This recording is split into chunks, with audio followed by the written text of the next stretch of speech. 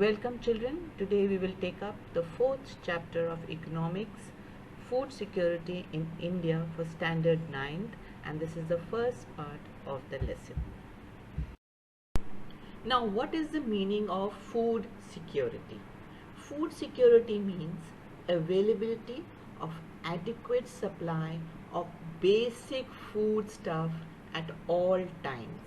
Okay, and according to the 1995 World Food Summit, they have given the meaning of food security as food security at the individual level, household, regional, national and global level exist when all the people all over the world at all times have physical and economic access. That means they should have the money to get sufficient, safe and nutritious food to meet their dietary needs. Suppose you're young, you need more food, you're old, you need less, and food preferences, whatever you want to have for an active and healthy life. So this is the meaning of food security. Now the next question is, what is food security? Now food is as essential for living as air is for breathing. But food security means something more than getting 2 square meals. Okay, eating 2 times, it's more than that. And food security has the following dimensions. Let's look into it. Now the following dimensions of food security is availability, accessibility and affordability to all people at all times. Now availability of food means food production within the country, imports and previous year's stock stored in government granaries. Okay, that means it is there available in the country. Accessibility means that food is within reach of every person at any time of the day. Affordability means that an individual has enough money to buy sufficient, safe and nutritious food to meet one's dietary needs. So food security is ensured in a country only if, first, enough food is available for all persons living in the country, then all persons have the capacity to buy food of acceptable quality, that they should have the money to buy whatever they want to eat, and there should be no barrier on access to food. It should not be said, okay, you cannot go here or cannot go there to buy food. It should be accessible everywhere. Now let's look into the next question. Why food security? Why do we want food security? Now children, you can see the poverty line, and the poorest people who fall below the poverty line might be food insecure most of the times, while the persons who are above the poverty line might also be food insecure when a country faces a natural disaster, calamity like earthquake, droughts, flood, tsunami and widespread failure of crops causing famine. So at that time they also may be food insecure. Now children, you must be wondering, how is food security affected during a calamity? Now some of the calamities and natural disasters are earthquake, floods, droughts, tsunami and famine. Now let's take an example of a national calamity like drought. What happens? Total production of food grain decreases and it creates a shortage of food in the affected areas. Now after a drought, what happens? Shortage of food, and due to shortage of food the prices go up, and at the high prices only few people who have the money can afford to buy. If such a calamity happens in a widespread area or is stretched over a long period, it may cause a situation of starvation, and massive starvation might take a turn of famine. Now, what is the meaning of famine? It is a widespread death due to starvation. Why starvation? No food is growing, so people starve. And then spread of infections like epidemics are caused because people have nothing to drink, no rainfall, so they drink contaminated water, decaying food, and this leads to loss of body resistance and due to weakening from starvation. So that is the situation when deaths occur due to famine. The most devastating famine that occurred in India was the famine of Bengal in 1943. About 30 lakh people died. Okay, and this was the worst of all. After this, such a famine has never occurred in India. But it is disturbing to note that even today there are places like Kalahandi and Kashipur in Odisha where famine-like conditions have been existing for many years and where some starvation deaths have also been reported. Starvation deaths I have also reported in Barhan district of Rajasthan, Palamau district of Jharkhand and many other remote areas during the recent years. Therefore, food security is needed in a country to ensure food at all times.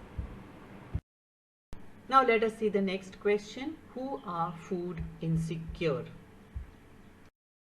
Now, who are food insecure? Although a large section of people in our country suffer from food and nutrition insecurity, we have now categorized them into 5 different categories. They are occupation, region, social groups, migrants, and gender. Now let us see category wise who are food insecure. The first category is occupation, and we can see the occupation in the rural areas. One is landless people. They don't have land, they work in other people's land, so at times they don't have work. Traditional artisans, they are very good in their art but it doesn't sell so much. Then destitutes who have no money, who are extremely poor, they live on the streets, so they beg and for their living. In the urban areas too, there are beggars, yes.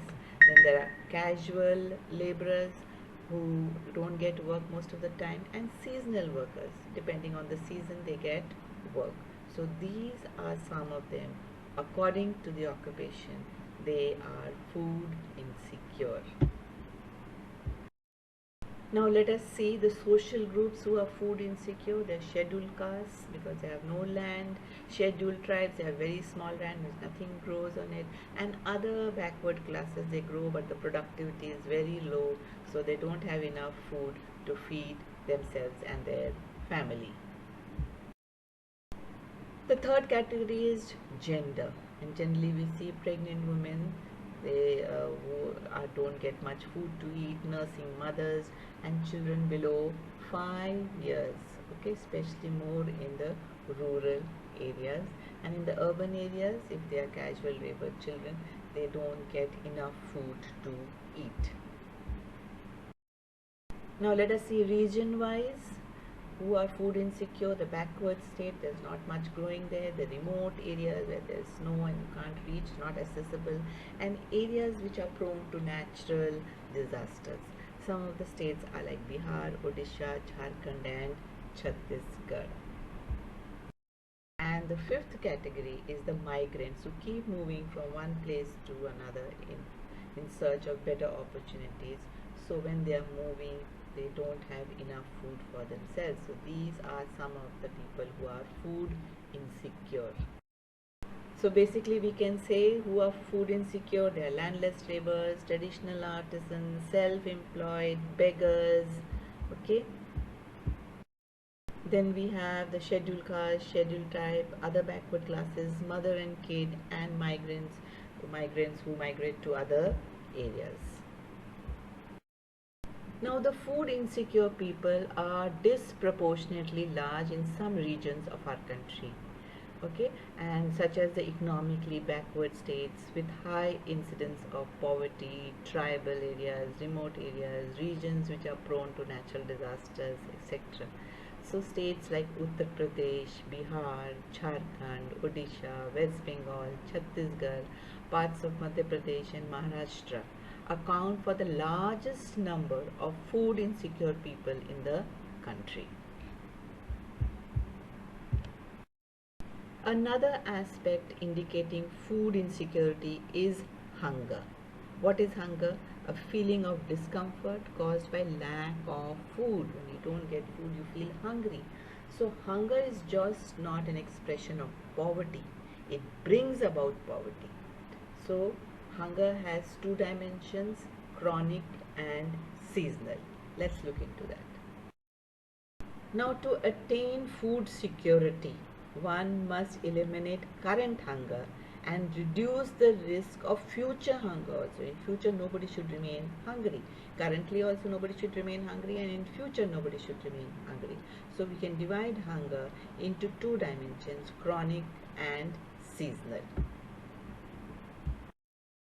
Now, chronic hunger is when poor people suffer because they have very low income and also have the inability to buy food even for their survival.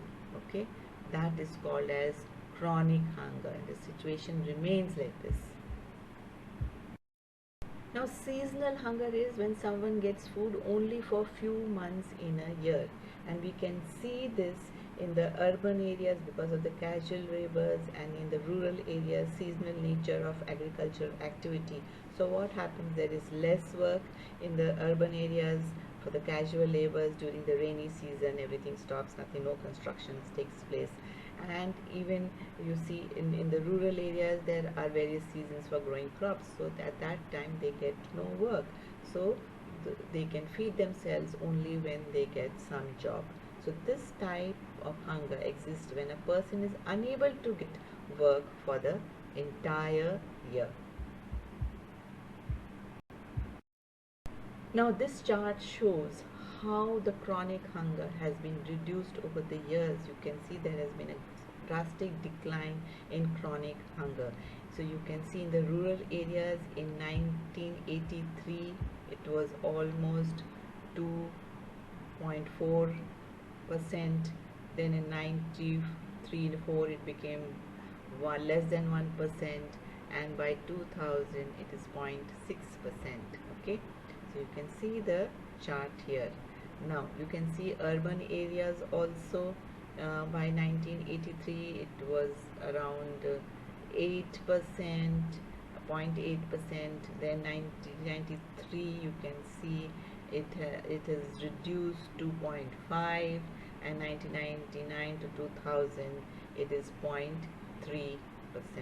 Okay, so we have made a considerable improvement. So you see our country has really worked hard on food security, and you can see the seasonal hunger has also drastically declined. Now India is aiming at self-sufficiency in food grains since independence. So after independence, Indian policymakers adopted all measures to achieve self-sufficiency in food grains. And then for this, India adopted a new strategy in agriculture. And what was that strategy? It was then our Prime Minister Mrs. Indira Gandhi adopted a new strategy in agriculture which resulted in Green Revolution. Now the Green Revolution was especially in the production of wheat and rice. We started growing more and more rice and wheat in our country in order to feed our people and provide food security, and we ensured that every person in our country gets the basic food, that is rice and wheat, that we can feed our population and also grow so much that we can export to other countries. Now in 1968, July 1968, our then Prime Minister Mrs. Indira Gandhi was very impressed with the Green Revolution and the production of wheat, that she released a special stamp entitled Wheat Revolution 1968. Now record production of wheat was seen in Uttar Pradesh and Madhya Pradesh. Record production of rice was seen in Uttar Pradesh and West Bengal because of the Green Revolution. Moving ahead to food security in India, with the coming of the Green Revolution in the early 1970s, the country now has avoided famine even during adverse weather conditions. India has become self-sufficient in food grains during the last 30 years because of the variety of crops that are grown all over the country. And the availability of food grains, even in adverse conditions, at country level has further been ensured with a carefully designed food security system by the government. Okay, and what is this system? There are two components of this system. The two components of the food security system is buffer stock and public distribution system, which we'll be learning in our next video. This graph shows us how much progress we have made in food production.